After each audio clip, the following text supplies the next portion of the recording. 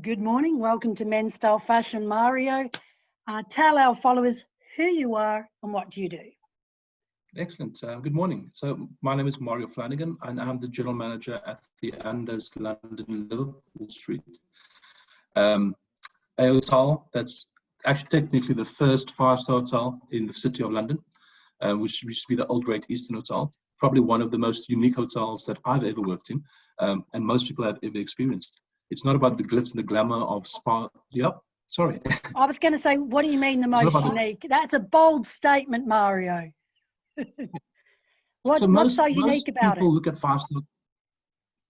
Most people look at five-star hotels, and it's all about the leisure facilities and the swimming pools and the spas and so forth. With our hotel, behind every single corner gives you a new experience.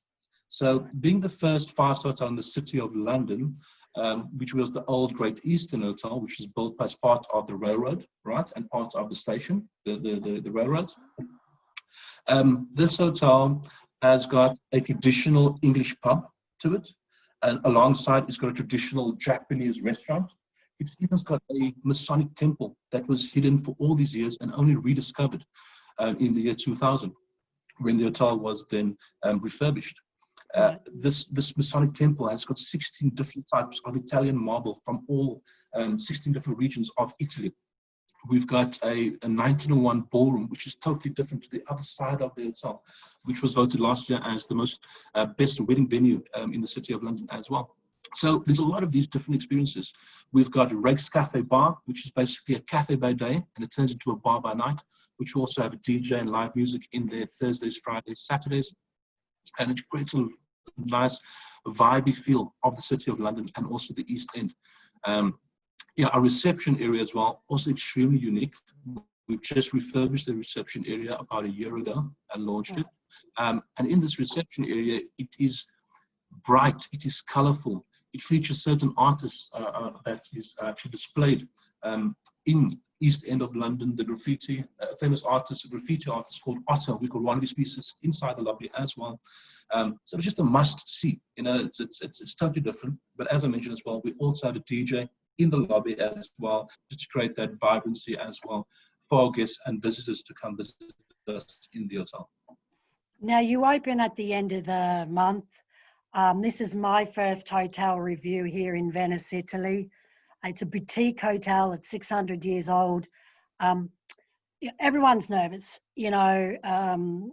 Talk about COVID-19 and what to expect with your returning guests. So COVID-19 obviously is probably the biggest thing that has ever happened to hotels, and it will change everything that we know of hotels and how we operate hotels. Our biggest focus as a company is Hyatt itself, is focusing on the safety and well-being of our colleagues and our guests. Yeah. So we put a lot of things from a corporate perspective, work alongside GBAP, right, which is a company that has put together the proper hygiene standards, protocols, checks, and so forth for us to work with.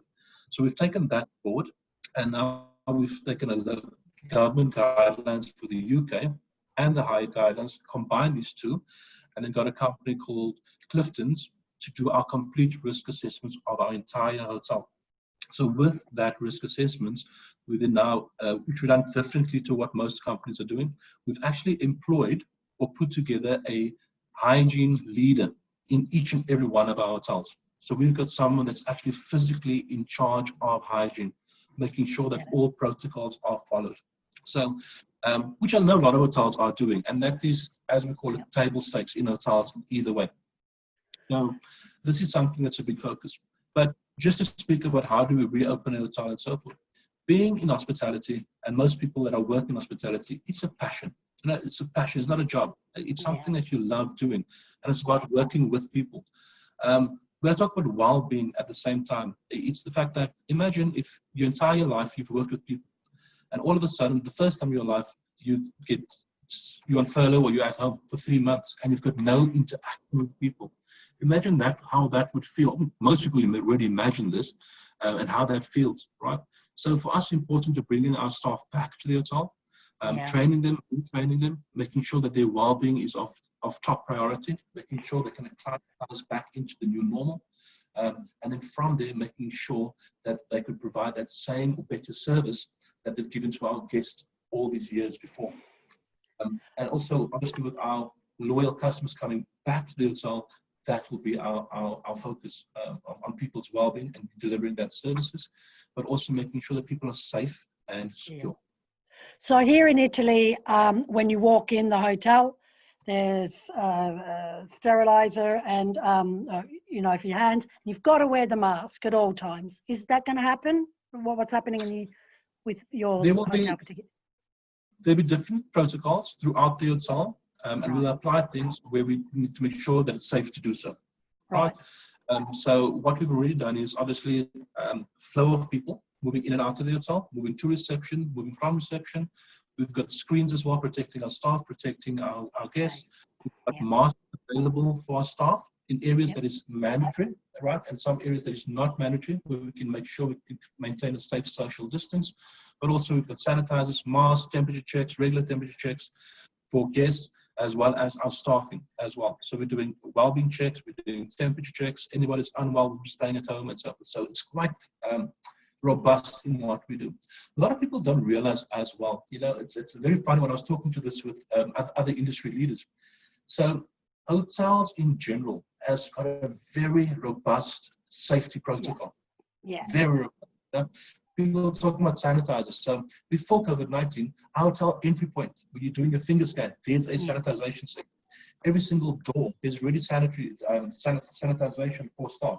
Our kitchens, our hand wash policies, these are all input in hotels already. So if you do a 5-star luxury hotel, these are table stakes that we'll focus on as well.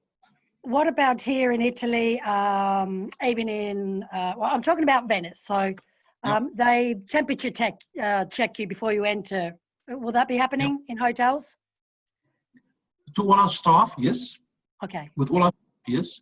It's not mandatory to be doing a temperature check with a guest. Yes. But if people feel they want it, it'll be available. It will be available to be doing so. Now here, you can't eat. The restaurants are closed. Again, it's all about what the Italian government is stimulating. So you can't eat in the hotel, can't have breakfast. What's happening at your end? Well, in the UK, government has.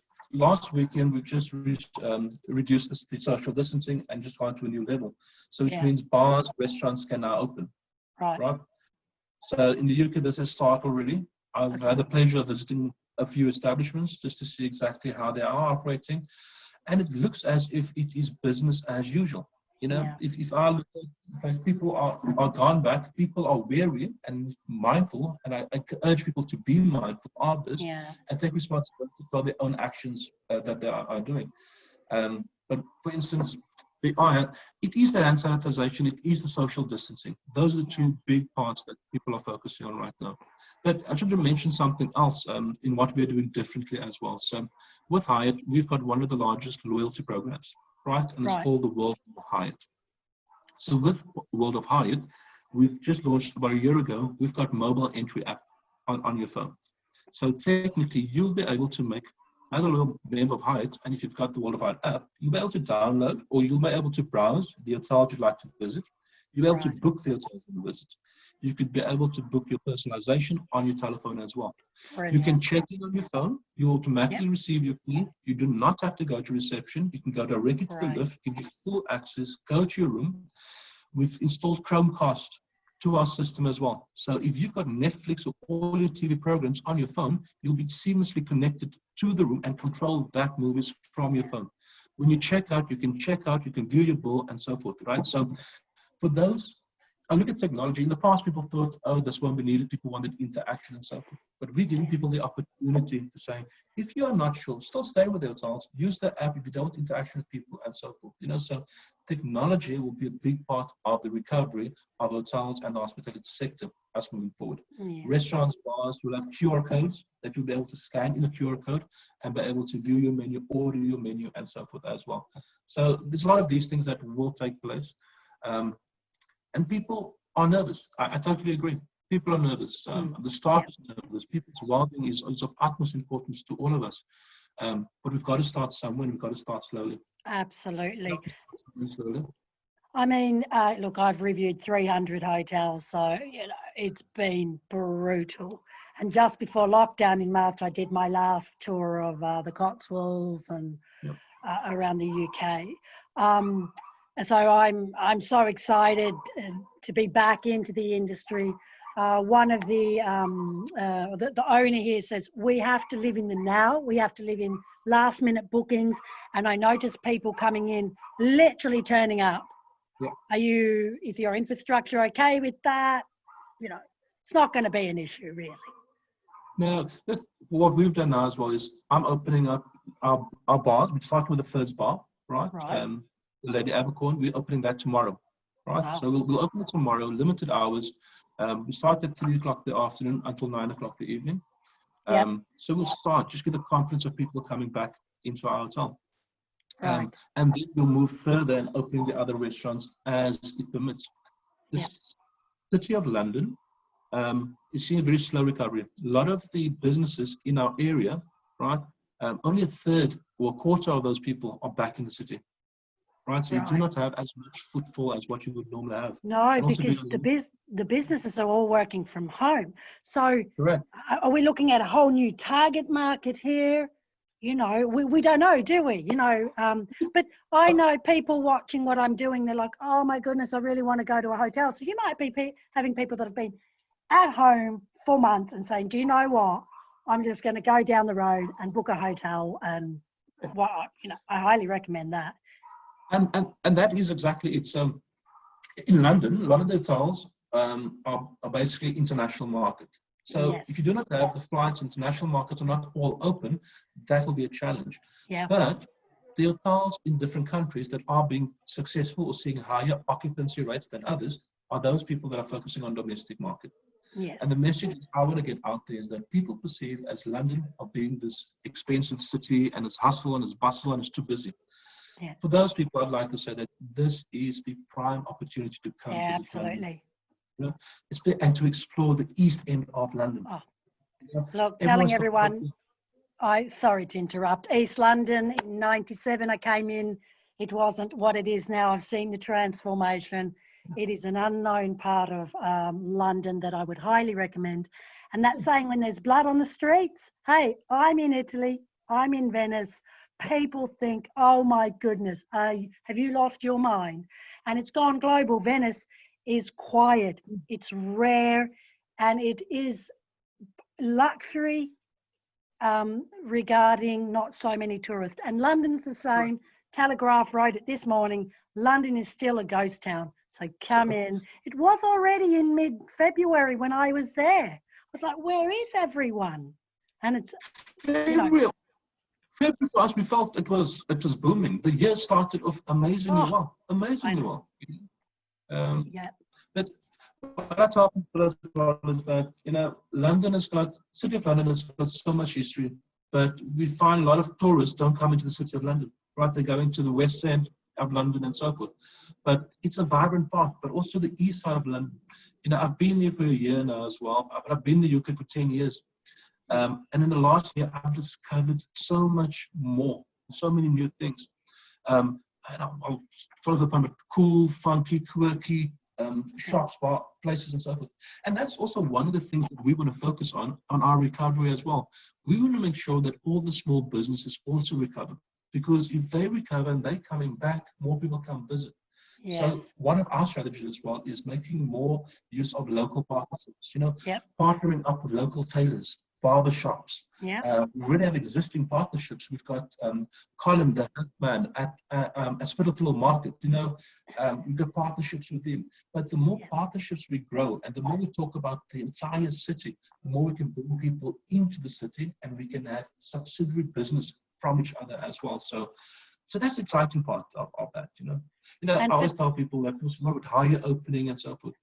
For hotels, the nice, and also being part of Hyatt, such a big company, we are doubling our amount of hotels in the last 2-3 years, right? We are used to opening hotels. So we've got protocols for opening hotels.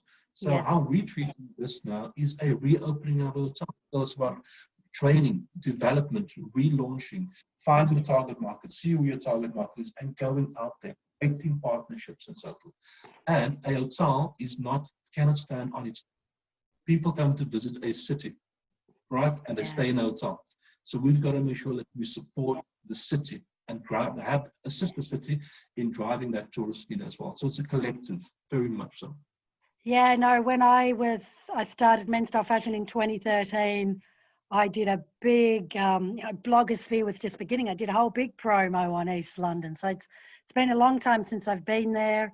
And fair to say you will be working with the curry houses because Brick Lane is iconic for London. So can you eat in the Hyatt, or will you be outsourcing that to curry places or fish and chips? No, we will. Right. We will always bring the local style back in. So obviously we've got a massive hotel, massive back of house. We've got 7 kitchens in the hotel. Wow. So it's very big. We've got chefs from we've got local chefs from London, from the city of London. We've got international chefs from all over the world as well. Right. So a lot of the things that we are doing in that area, we can bring that resources back in. So if you look at the city of London and all the immigrants coming in, creating the curry houses and all of these things, think of it. We've got all of that under one roof anyway. Right. We've got more than 51 nationalities working in our town. I think one thing that we will be inspired by the local movements. Regarding sort of the culinary experience and the eating experience, one of my tips is people will want to eat in their rooms. So are you going to redefine that where you've got almost like a little table, chair? It's never been done before in hotels. This is an idea that I've got here where I can sit in my room. I'm COVID-19 conscious. I don't want anyone around me. Will that be something that you could implementing where the restaurant comes into the room? Good idea? So technically, hotels, we can do it. Yeah, we can do it, and we have done it, so a lot of people call it room service, but most people, we call it in-room dining, so with hotels in London, your rooms, they are spacious, but some rooms aren't as spacious, so you've got to make sure where you could potentially do this. For us, Fast Hotel, we already do the in-room dining experience, so we can already offer that type thing. But what we're going to look at now is that going forward, that experience might change, it might lessen because of the restrictions of personal space. So in-room dining will be a different example, but I don't think that you'd be having that experience within your room, right? Yes. But definitely you'll have that experience in a restaurant, because the difference in luxury, right, and not so luxury hotels or bars or restaurants, you'll find luxury always has less people, right? Yes. If you look at a busy bar, you have people standing and so forth. The luxury market, I do believe, will be a much safer and much more secure market. Yeah. And you would still be able to enjoy a good restaurant, where technically, if you look at a good Michelin-star restaurant and so forth, your table seat, you can't, in a good restaurant, you mustn't be able to hear someone next to you, right? Yeah. So that 1 meter, from 2 meter restrictions to 1 meter, we do the 1 meter is that it's technically what our restaurants were in the past anyway. So you've got more space and you can put more luxury in, and you can have more personalization. So in that way, good luxury hotels and markets are going to be safe and secure and have that experience. Yes, go to good luxury hotels and restaurants. Yes. Well, Mario, thank you for your time. I'm not sure when I'm going to be in the UK. We've got, normally how I work with the car companies. So we put that in. I've got launches coming up. I know the 2-week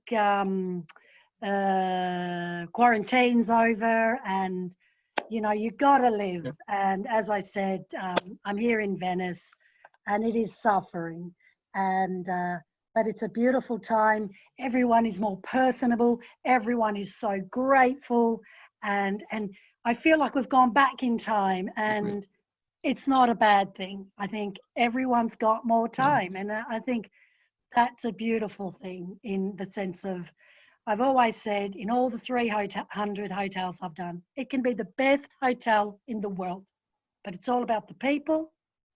Correct. It's all about the people, and it's all about the people. The people that serve you, that you interact. Would you agree? 100%, 100%. And that's what I was saying, is that our customers do not come to the hotel for the bricks and the mortar, right? It's the people that deliver the experience for them to come back. Right. And that is our philosophy in Hyatt as well. I mean, a lot of people don't realize our purpose as a company is we care for people to be their best, right? And that's the big philosophy of us. So our recovery plan as well is all based around our people and the well-being of our people that will eventually welcome us back into our hotels. So people has always been the key and will always be the key as well. Can people book now for when do you exactly open up? The 31st of July will be the first day. So our systems are all open. There's the amazing deals in the market right now for booking the hotel. I think all of London. And as I said, it's these great hotels, great rooms. And obviously we're going to put the best rooms forward. You know, so if occupancy is the hotel, you get the best rooms forward. So you're going to get, I think it's a good time to travel and to explore. 100%. I cannot tell you Venice, the city's suffering, but it's quiet and the world's talking about it. And I'm here for a month. I'm in Italy indefinitely, and because it's easy to fly to the UK, and the UK, we're just waiting for things to open up. So that, I think it's opened, eh? The weekend, the government announced that there's like 50 or 60 countries that are allowed to travel safely into the UK, which is great news, really good news. Yeah, I think, you know, the hashtag staycation, if you're nervous to fly, drive where you can, just stay home, stay in your boroughs and support and rediscover where you live. And you're a neighbour to East London, you know, that is in Venice. I'm talking to the locals. They're like, we haven't been in the church for years. We haven't been in the tower because you couldn't get in. But now you just walk in, you know. So this is the moment to, and I love the UK. I love London, and I'm looking forward to coming back. And we will connect. And MenStyleFashion looks forward to coming in. And Mario, thank you for your time this morning. Thank you so much, Chris. And we'll keep watching and enjoy your journey. What can I say? Excellent. Thank you so much and all the best. Yes, likewise. Enjoy your time. Oh gosh, I'm in a 600-year-old Venetian home that's a boutique hotel, and I'm pretty much the only one here. That's luxury. Where could you ever find that in the peak of summer in Italy? Thank you so much. Enjoy. Bye-bye. Bye-bye.